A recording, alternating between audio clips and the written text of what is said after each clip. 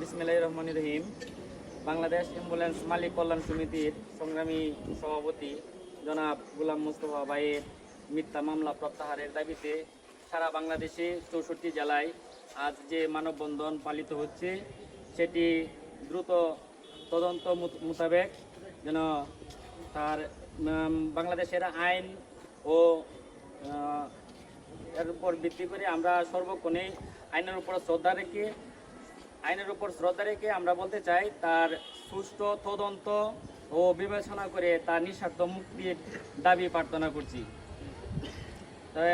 এমত অবস্থায় আমাদের সামনে দুটি কথা বলবেন আমাদের কার্যকারী সদস্য জনাব নূর মোহাম্মদ ভাই।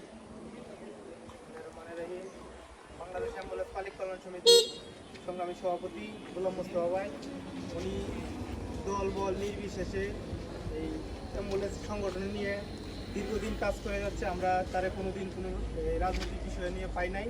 তো এমতো অবস্থায় তারা একটা মিথ্যা মামলা দেওয়া, হয়রানিমূলক একটা মামলা দিয়ে তারা এই গ্রেপ্তার করা হয়েছে। এটার নিঃসত্ত্ব আমরা মুক্তি চাই আর কি।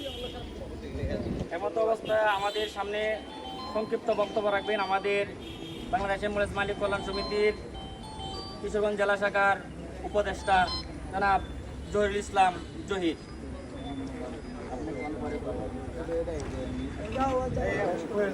সংক্ষিপ্ত আলোচনা রাখবেন আমাদের অ্যাম্বুলেন্স মালিক কল্যাণ সমিতির কোষাধ্যক্ষ জনাব আলম।